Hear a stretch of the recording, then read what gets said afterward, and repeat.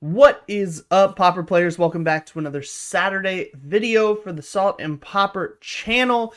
Happy Thanksgiving to those of you in the United States. Enjoy your holiday weekend. I hope you had an awesome day with your family or friends or whoever you are spending your time with. Before we get into today's video, I just want to give you guys a genuine thank you. Thank you so much. We have hit 1,000 subscribers. We are officially a YouTube partner. And to celebrate that, you'll notice we have a store link. It will be down in the description of today's video, but it'll also be linked to the YouTube channel in general. So those of you on mobile, if you scroll over a little bit, you'll see a shop tab. As you can see behind me, we have a brand new merch store that is live. It's got tons of things on it, but I will be adding more once the holiday craziness passes. So check it out in the link down in the description and pick up some Salt and Pauper merch. I even have found a way to supply you guys with play mats and desk mats, which is really exciting. And then we have a couple of t-shirt designs, nothing crazy yet. I'm getting more and more into the design of some of these, but for right now, this is what we are launching with as a thank you, because I just wanted to get it out with this week's video. And I'm really excited to show you guys kind of what I have in store. We have a couple different slogans and t-shirts and merch designs that I'm really excited about. But without any further ado, guys, let's jump into the Decktech and take a look at this week's deck. If you've seen the title of the video already, you know what we are playing, but let's jump into a Decktech for Jeskai Affinity, or Jeskai Glitters, as it was called at Paupergeddon. This is the deck that took down the tournament, and it is a really interesting fusion of blue-white All That Glitters Affinity and red-white Boros synthesizer synergies. The deck has been a blast to play this week. It feels really, really good, and we've played it against a couple different decks in the format for you guys to check out. So let's jump into the deck tech.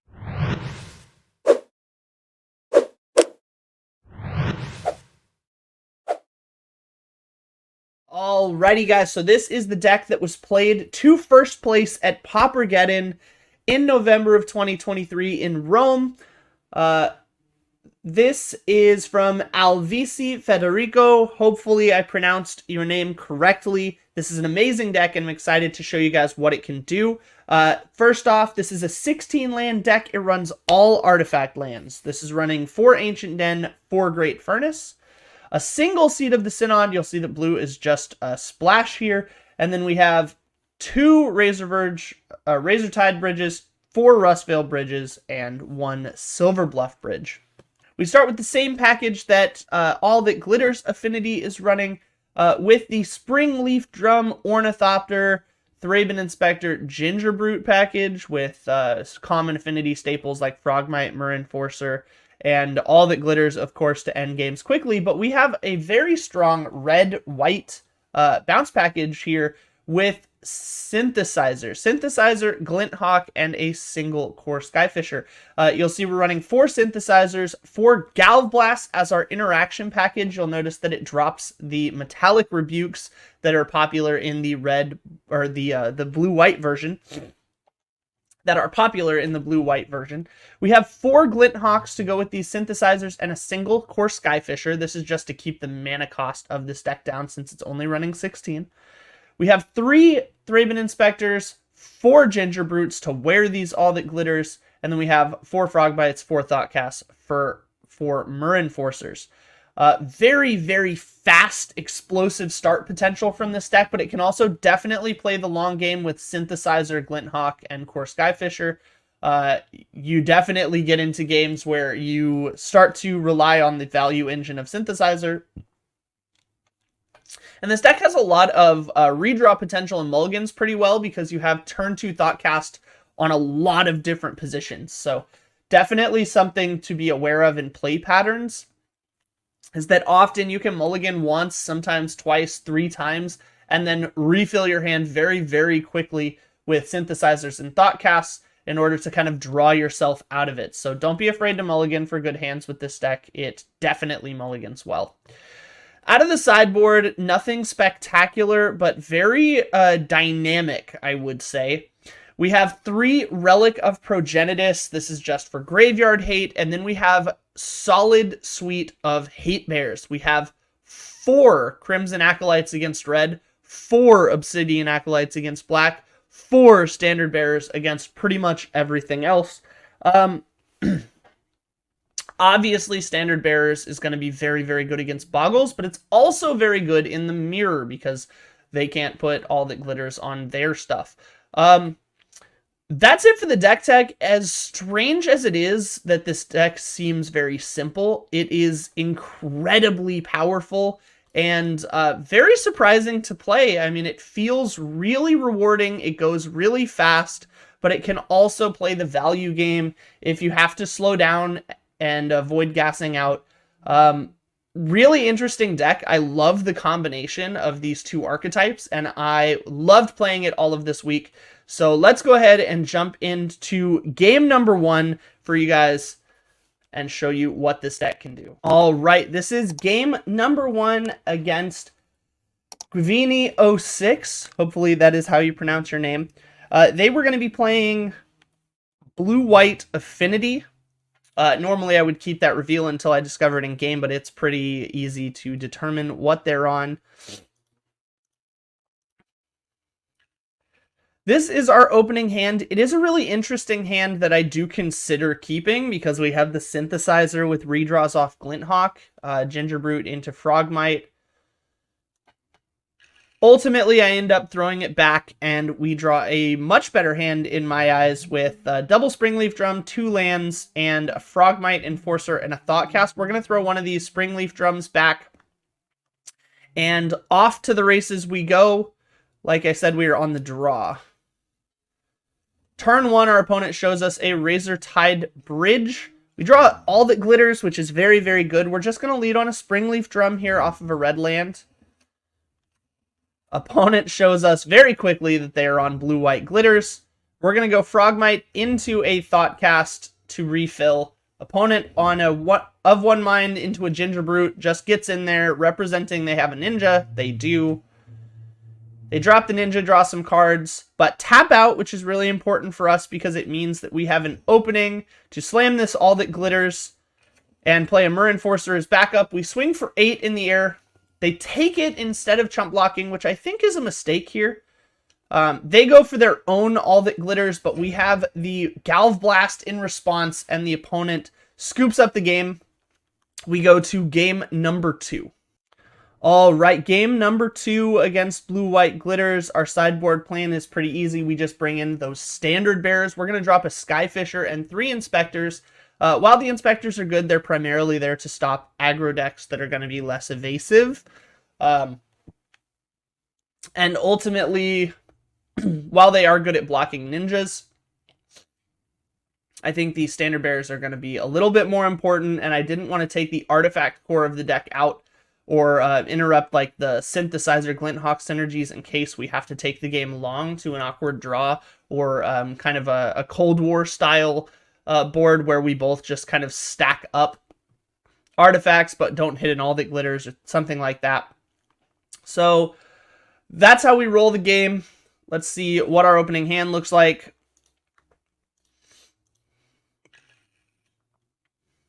This is our opening hand here. Once again, 1 land. Unfortunately, we don't have anything to really follow up this Springleaf Drum. We do have a standard bearer, so it would be great if we could draw a red source here, but I'm not going to count on that. We go ahead and mulligan. This is not a better hand because it doesn't have the standard bearer, and we're a little bit shy on redraws, but it has pretty much everything we want. We have 2 lands. We have most of our colors. We have some cheap artifacts. We have double Glinthawk. We have a Myr Enforcer. This is pretty solid.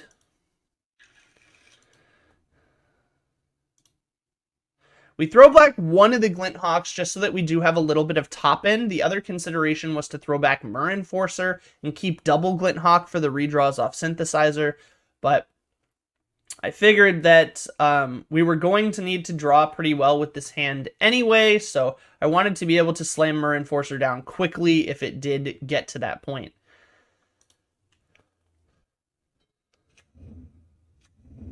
We're going to go ahead and run it. Opponent also on a mulligan, worth noting. Opponent mulliganed to 5 here.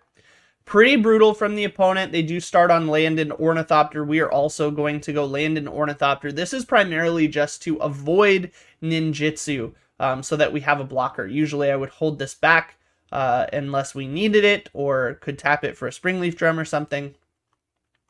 But in this case, we want to make sure that they're not able to hit with ninjas as an out.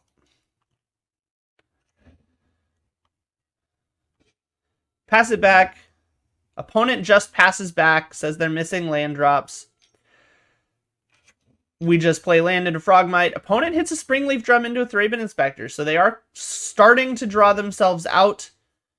We hit an All That Glitters on the Ornithopter. We drop an Experimental Synthesizer for the pump, and actually super high roll here by hitting another free spell, which allows us to drop this Enforcer. And this is an incredible board for turn 3. I mean, just look at this board for turn 3. Swinging for 11 here. The opponent just takes it. I did double check with the opponent just to make sure they didn't accidentally pass through their turn. But they did confirm in chat that they didn't have a land drop. So just wanted to make sure opponent didn't misclick or something like that. On a mold of 5, though, I mean, it's pretty rough for them. Opponent is going to try to play through it. They thought cast again. They finally hit a land. They have a pretty explosive start. Unfortunately, they have to chump block this Enforcer here. We're going to bounce the Synthesizer. We get a Galv Blast, so they can't chump block the Ornithopter, and then they are dead. That takes it to match number 2. That was blue-white, All That Glitters. This deck feels very good in the mirror. These Galv Blasts are quite good in the mirror, and in general, the draw power and refill of Synthesizer feels a little bit better than Of One Mind.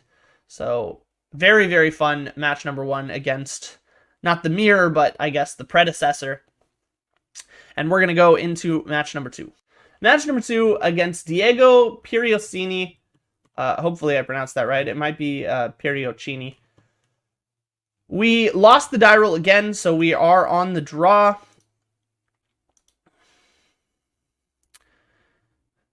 This is a pretty reasonable hand, though. We have double Frogmite into a Synthesizer on turn 2. So we are going to be keeping this.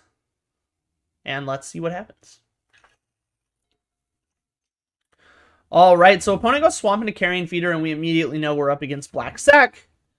We draw a Ginger Brute here, which does let us smooth out our curve a little bit, just so that we can spend all of our mana on turn 2 and still hit double Frogmite. We hit an Ancient Den, though, which is even better because it allows us to run out a Thraben Inspector. So we hit Thraben, Ginger Brute into double Frogmite. Next turn, planning on either Cracking the Clue or Synthesizer, depending on what we draw.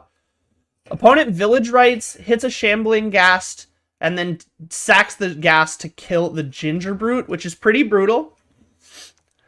But we draw a Glinthawk, which is great for us. We're going to synth into an Ornithopter here. And then rather than immediately run out the Glinthawk and maybe whiff the Synthesizer trigger, we're just going to attack here and hold it back. Opponent has double Serrated Scorpion and attacks but passes. We hit a Galv Blast, which is quite good in this matchup because we're able to make sure that Carrion Feeder can't get too big. We hit a Thought Cast off the Synth trigger, which is great. Hit it into a Enforcer, which is even better. We go for the attack here. Opponent double blocks, which surprised me a little bit, trying to kill the Frogmite. We just Galv Blast the Scorpion. With the opponent just on 2 mana here and not a huge board, I really wanted to keep the pressure on, so I wanted to avoid trading here. So I burned the Galv Blast instead of pointing at the Carrion Feeder just because Carrion Feeder can't block. And ultimately, I just wanted to make sure that I'm able to keep swinging with everything next turn. And this allows me to play that All That Glitters on Ornithopter or something less threatening so that if they do have a removal spell, they have to burn it on something that has no power, and I can keep this pressure on. This also makes sure that they lose their other serrated scorpion, which does give them some life, but ultimately reduces their blockers so that my go wide strategy is good here. We're just going to chump block this carrion feeder. We might not have needed to do that, but it felt safe. We hit All That Glitters on Experimental Synthesizer, which is pretty great. So we run out an All That Glitters, which is pretty safe here. Opponent actually has an insane line where they Village Rites into Tragic Slip, which is exactly -13 against this Ornithopter, before I can pump it to 14 toughness, which is kind of funny. But that does make the opponent tap out here, so we're able to swing for 8, put him to 10. Opponent starts playing some chump blockers, though, with Nested Shambler. We've got a little bit of a problem. We do have the All That Glitters for the Ginger Brute, but they have another Tragic Slip. Now, in hindsight, I could have played around that by playing it on like a Frogmite or something. Just because I had seen one already. But I was also playing around Defile, so the only real target I could have targeted was Enforcer, and it didn't need the help. It's already going to be basically unkillable in combat against them. So I felt like it was safest to diversify my threats here, and just happens to run into a second Tragic Slip, which is a little bit sad. Fortunately, we do still have this Synthesizer, so we're going to be able to crack it and hopefully draw our way out. But we just attack for 4 here. Oh, apologies. We attack for 6.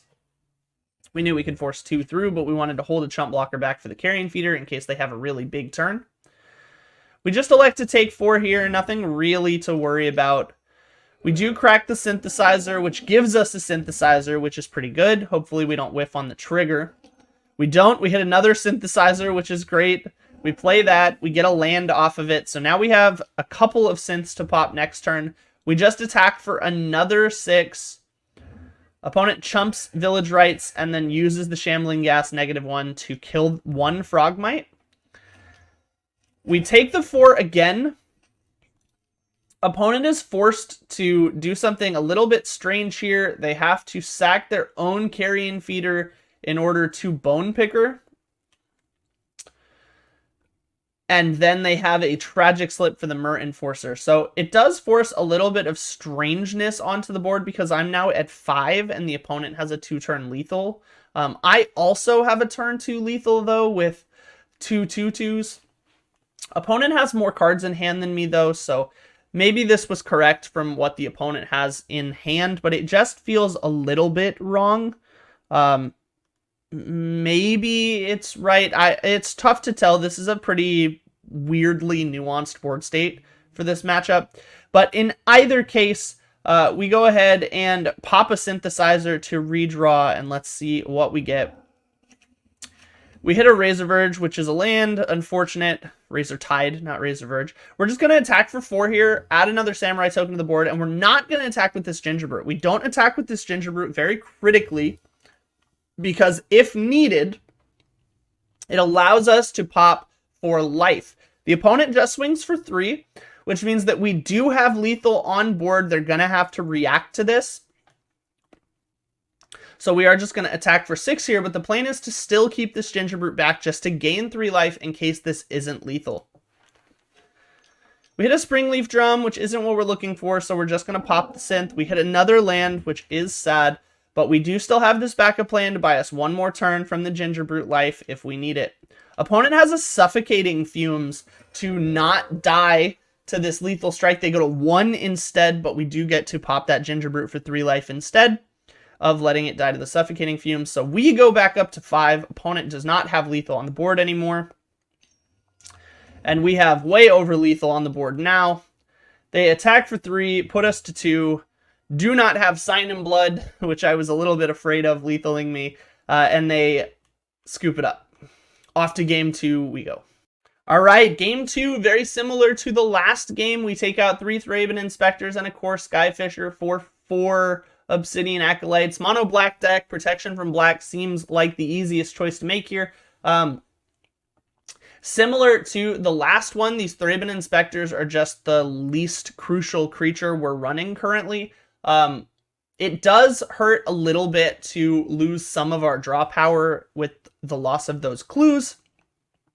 and 1 extra bounce from Skyfisher. But ultimately, the mono black deck is going to fold to pro black. These are just the less crucial pieces that we're able to cut without hurting our mana base too bad.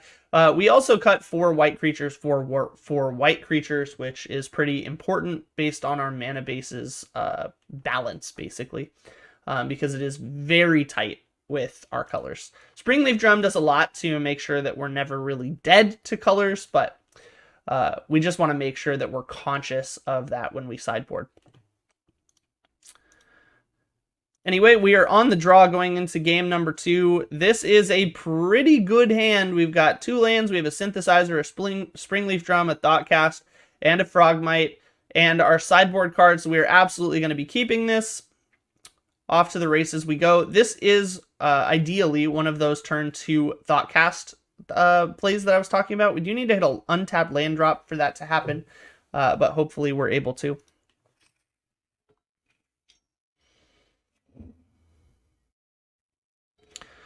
Turn 1 Nested Shambler for the opponent. We just play a tap land and pass back. They're going to miss a land drop here, but go wide, so they have a Carrion Feeder.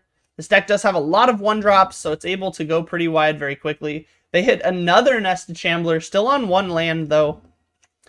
We hit an untapped land source. We're going to go big here with Frogmite into Frogmite with the Thoughtcast backup. We have a Glinthawk, Synthesizer, and Obsidian Acolyte in hand.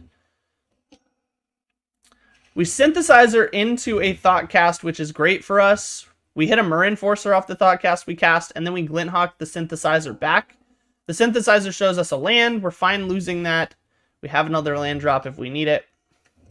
Opponent still on 1 land, hits a Serrated Scorpion. We're going to Synthesizer again here. We hit another Thoughtcast. We hit double Enforcer off the Thoughtcast, so we are definitely going wide with the opponent here.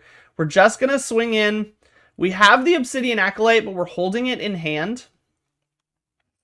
Opponent is going to double block here. We're just going to take this trade.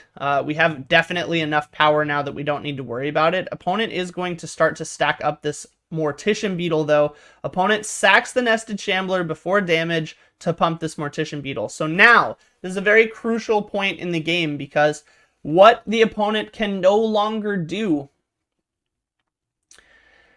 they have to decide whether or not they want to trade with this Frogmite or sacrifice one of these to grow Carrion Feeder and then grow the Mortician Beetle. So we are now going to force the issue. We go ahead and Galv Blast this Mortician Beetle. Importantly,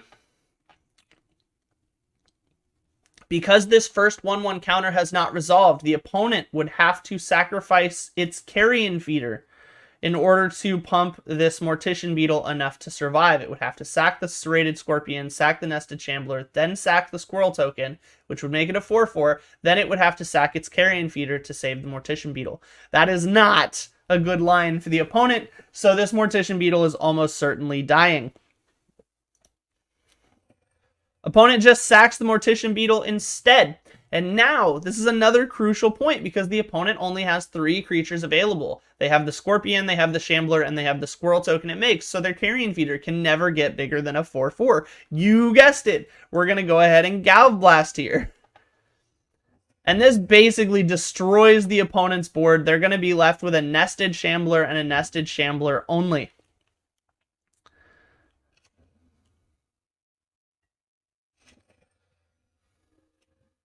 We're going to just run out an Ornithopter here. We still hold this Obsidian Acolyte just in case we need it.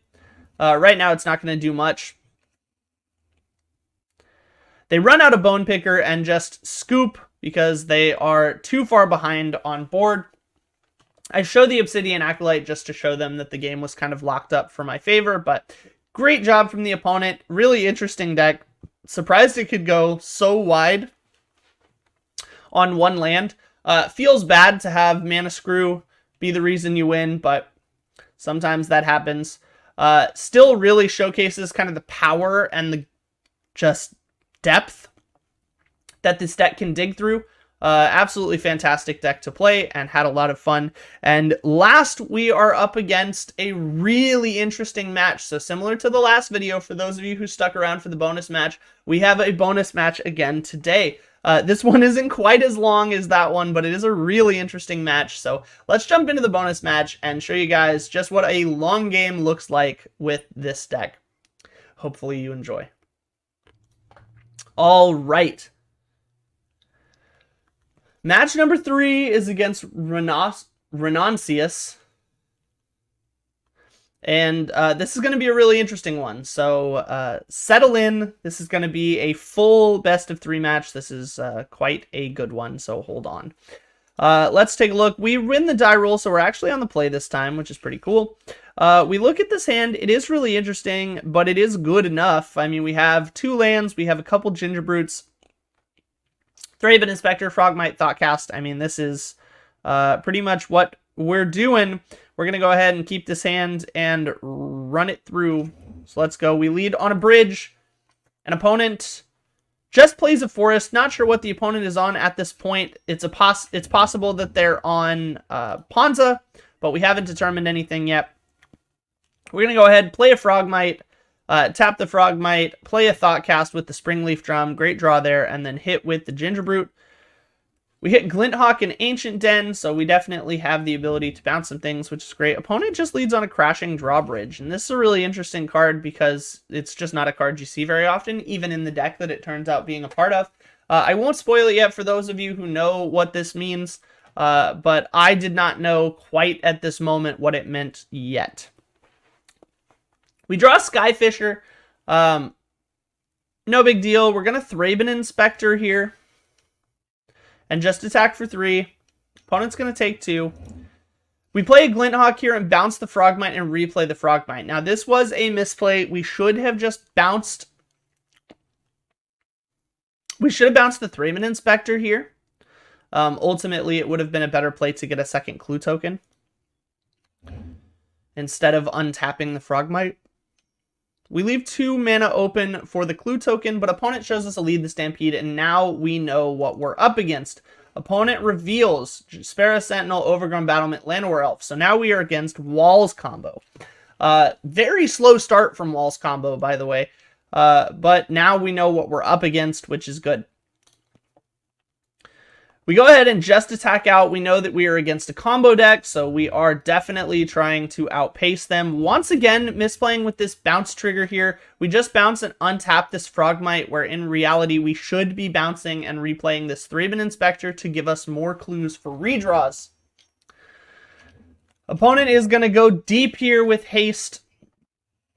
Winding Ways, plays a Ceruli Caretaker, pass it back. We hit a Glinthawk. We're just going to swing in, force the opponent to take some damage here. Now we're going to Glinthawk. We're going to bounce this Frogmite and replay it. Once again, we should be bouncing. Apologies. The only time we could have bounced Thraben Inspector was with Skyfisher, but it was still a misplay not to do so. We also should have run out the Ginger Brute 1 turn earlier. Opponent would have been 1 life lower, but at the end of the day, that's not going to matter a ton. We just swing in. Opponent plays an Axebane Guardian here, which is their primary combo piece. They have another Axebane Guardian. They go ahead and give both haste, which is pretty brutal. They show us the Drift of Phantasms for the Freed from the Real, so they have infinite mana. Now we're just waiting for them to show us a win condition. They play a Shield Wall Sentinel, so I would expect for them to just get the win con there, but they don't. They get another Shield Wall, play another Shield Wall, play another Shield Wall. We're just letting the opponent style on us here. This is definitely lost, unless for some reason they just don't play a win condition or they use all their Shield Walls. They Shield Wall for a drift. They drift. And then they drift for a Valakut Invoker, and we scoop up the match here, knowing that the game is over. All right, game number 2 against the Walls opponent. We bring in the Flag Bearers here. Now, we take out a Frogmite and 3 Thraben Inspectors. We want to keep the Flyers because they're going to be our best chance to force lethal damage through a wall of blockers. Frogmite feels largely redundant as an attacker here. And the flag bearers are just going to reduce the amount of infinite outs they have. It'll stop their freed from the reel. And since we didn't see a Galvanic Alchemist, we are just going to know, or we're just going to use the information we know instead of what we assume about this deck. And we're going to try to whiff their combo on freed from the reel with our flag bearers. We take the play. This is an All That Glitters hand with an Ornithopter, which is pretty much exactly what we're looking to do against the Walls deck. We just want to run out as much power as possible and get in over their reach creatures. This is a little bit restrictive. We don't have a blue source. We don't have a Springleaf Drum, but we have Synthesizer. We have a Galv Blast. This is definitely a hand that can get it done, so we're going to play it out.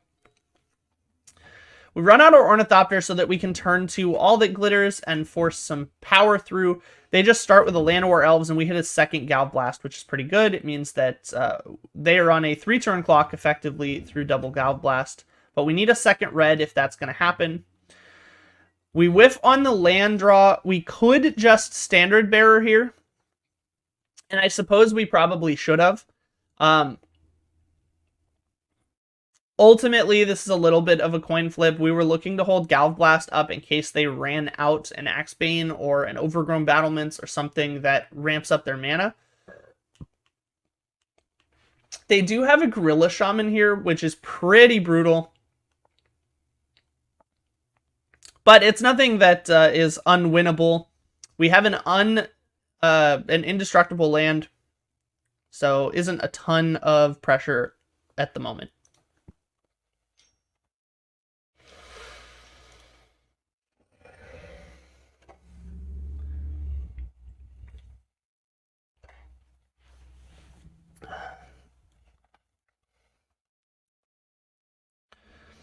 Okay, opponent targets the Ancient Den. We're just going to Galv Blast it. Probably didn't need to do this, to be honest. The thought process was just that we need to be able to play our Synthesizer and make sure that it sticks around.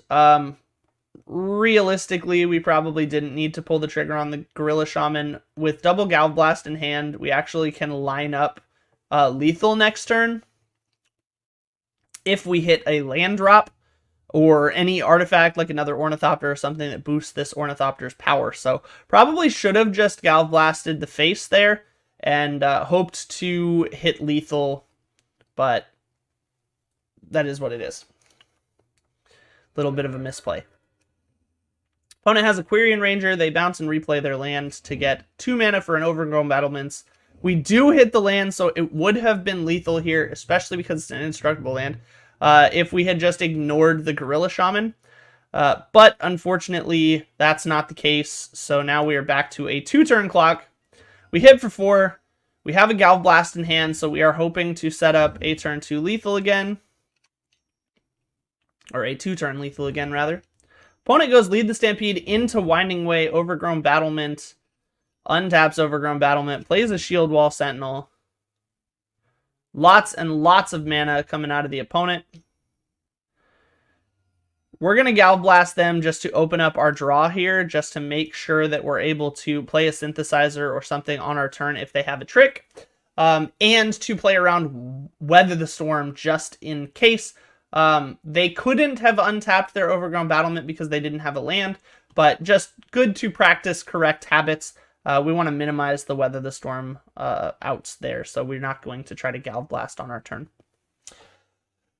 But we take that game. It was a little bit of an awkward game, definitely feeling the lack of land and Springleaf Drums. But let's go to game number 3 and close out this match.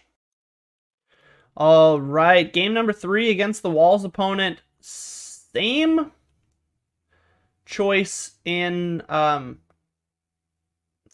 sideboard, except we took one Standard Bearer out for we put the Frogmite back in for a Standard Bearer just to ensure that we don't have any awkward draws or curves where we can't curve into Armor Enforcers and things like that. So went ahead and unboarded one of these Standard Bearers, but otherwise it is the same.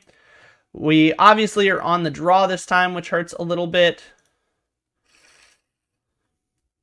But this is a pretty good hand, albeit not the most explosive hand. It does have all the tools we need. It is a little bit weak to a Gorilla Shaman, which we saw in the last game, but I think we're going to have to take it because this is a pretty decent hand. Opponent leads on a Jeskai Sentinel, which is annoying because it has reach. We draw a Frogmite, which is pretty good top deck. We're just going to lead on a bridge here and play it a little bit slow. Opponent has an Overgrown Battlement, which is pretty brutal. We do have the option of blowing that up this turn. But instead, we are just going to go wide on the board and hold it open. In retrospect, it may have been correct to just kill the Overgrown Battlement here. Not sure what else the opponent has in hand. Could have very easily just gone into like a Lead the Stampede or something instead because they have the land drop. So glad we didn't bolt it, but or glad we didn't blast it rather. But that is a line sometimes against walls where if you can pick off their earliest mana producer, they just don't have anything to follow it with, and you get 2 or 3 turns of whiff. Not the case here though. They do have a land drop, and they're able to play a Shield Wall Sentinel. So glad we didn't pull the trigger there. Sounds like we're gonna need it for an Axebane Guardian. They reveal another Overgrown Battlement, though, so we know what their plan looks like, at least. We hit an Ornithopter, which is good. This is one of our outs for All That Glitters. We're just going to attack and make the Gingerbrute unblockable. Opponent just takes the 5.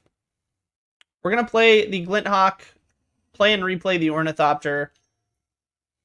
Opponent has another Gorilla Shaman, which is pretty bad for us. We're just going to float the red in response, and they go ahead and pass through the phase and then spend all of their mana to blow up our board. I don't love that. It's obviously not my favorite thing, but at the end of the day, I think letting this Gorilla Shaman live is probably okay. Our lands aren't doing the most work at this time. We still have a live Galvanic Blast, and we are just committed to holding it for an Axebane Guardian to make sure that they don't combo off on us like they did in Game 1 out of nowhere.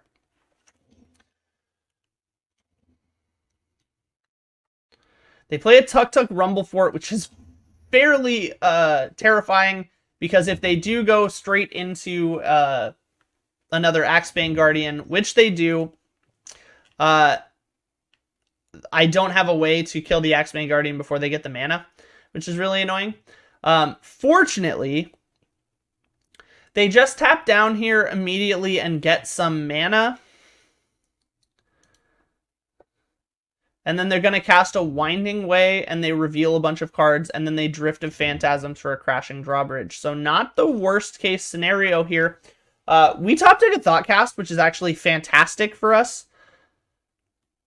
But we can't cast it because then it takes our Galv Blast down, which is really annoying. We attack, not really realizing that this Rumble Fort has reach is really annoying. I forgot that it did. We attack into it, which is a mistake. We didn't need to. It doesn't end up costing us, though, because the opponent doesn't double block or anything like that.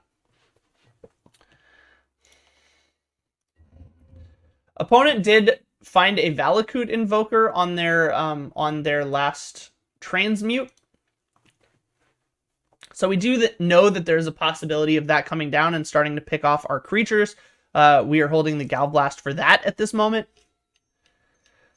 Opponent taps in, spends all their blue mana for a Drift of Phantasms, taps to get a whole bunch more mana, and fortunately makes a small mistake here. They don't tap for any red. So if we stop this combo, they cannot play the Valakut Invoker, which is actually crucial here. Opponent goes for Freed from the Real, and we're able to blast it in response, which is fantastic for us. Stops the combo and doesn't let them play Valakut Invoker, which is awesome. We hit an All That Glitters, which is beautiful. Best top deck we could have hit. That's why we held the Ancient Den, so they couldn't destroy it with Gorilla Shaman. We swing in, we force them to block with the Rumble Fort, which is great. They still have Crashing Drawbridge, which is annoying, so anything they play here does still have haste. But they play a land, so we know their only card in hand is that Valakut Invoker. Opponent forced to tap in to kill a Frogmite here to try to reduce the power of this All That Glitters Ornithopter. We go ahead and cast a Thoughtcast here.